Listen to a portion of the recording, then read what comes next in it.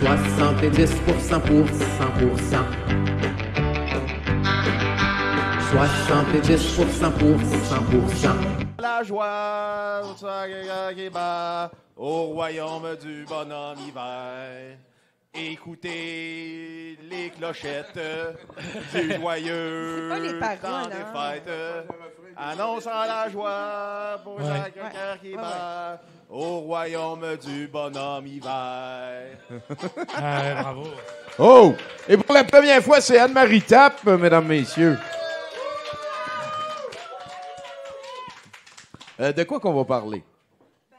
Tu peux le prendre dans tes mains, si tu veux, pour là-bas. Ouais, drette de même. Ça, c'est... On dirait qu'il veut... OK, là, on se connaît. Nice. Pour faire changement, moi, dans la vie, j'ai juste une expertise. Je parle juste de religion, fait que vous pouvez partir.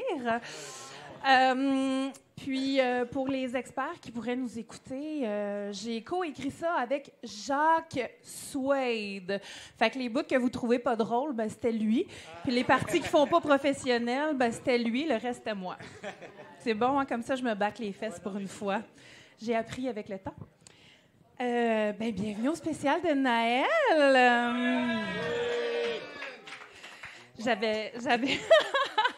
J'avais préparé quelque chose avant de savoir que c'était le spécial de Naël. En fait, au départ, je voulais vous parler de mon expérience avec un petit jeune d'à peu près 25 ans qui a commencé à m'écrire sur les réseaux sociaux. Normalement, moi, je date son papa, hein? Qui est probablement dans la cinquantaine. Puis là, lui, il a sa fontanelle de pas fermer encore, puis il espère patcher un autre trou. Mais comme c'est un spécial de Naël, on va parler de Naël. J'ai donc décidé de tomber dans le thème. Donc aujourd'hui, on va parler des naissances divines à travers l'histoire, parce que non, Jésus n'a pas le monopole de la naissance divine. On va commencer justement par lui. Fait qu'imaginez la scène. Puis là, j'ai des petites notes parce que je ne suis pas une humoriste dans la vie, là. Nazareth, il y a environ 2000 quelques ans, là, on fera le calcul.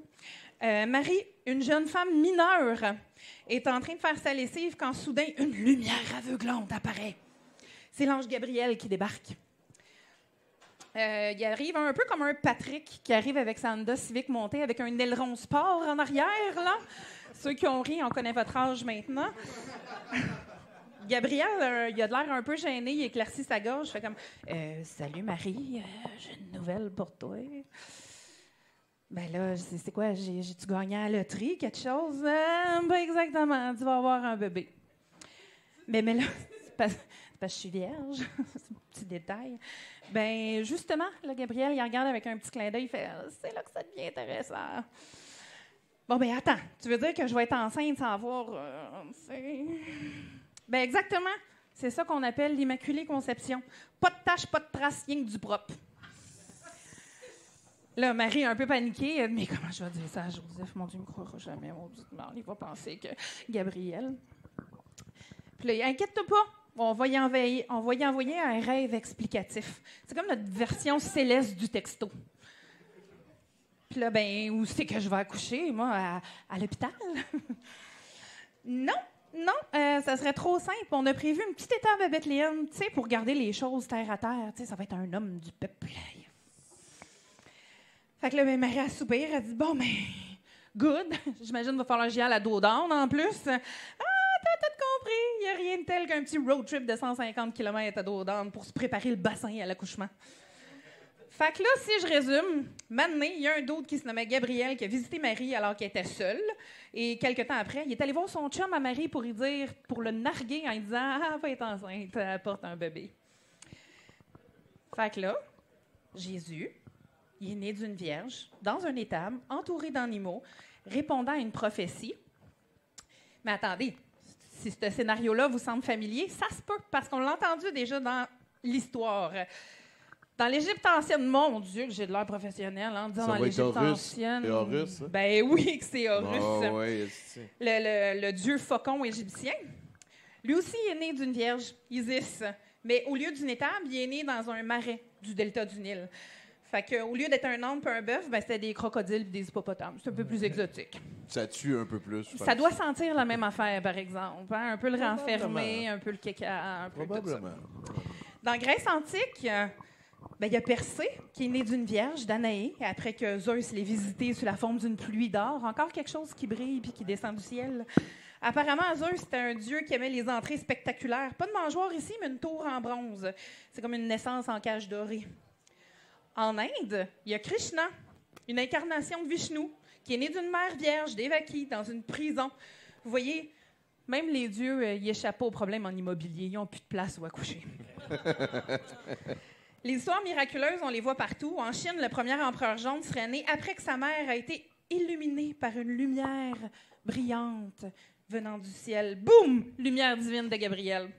Il est partout. Il est partout, Gabriel. Chez les Aztèques, le dieu tribal de la guerre et du soleil est né après que sa mère a caché une boule de plumes en son sein. Est-ce que ça viendrait des ailes de Gabriel? L'histoire ne le dit pas.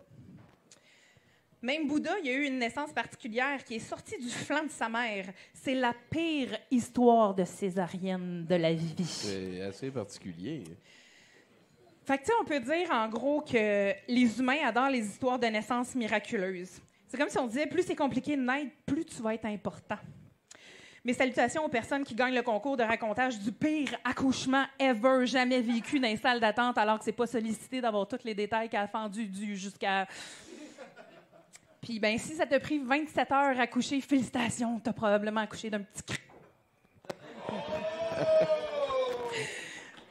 Joyeux Noël! Joyeux Noël! Oubliez pas deux choses.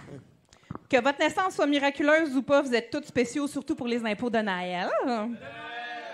Que l'ange Gabriel a toujours aimé les femmes puis aller narguer les chums de ces filles-là en leur annonçant lui-même qu'elles sont enceintes. Puis donc, en l'honneur de Noël... De Noël, merci.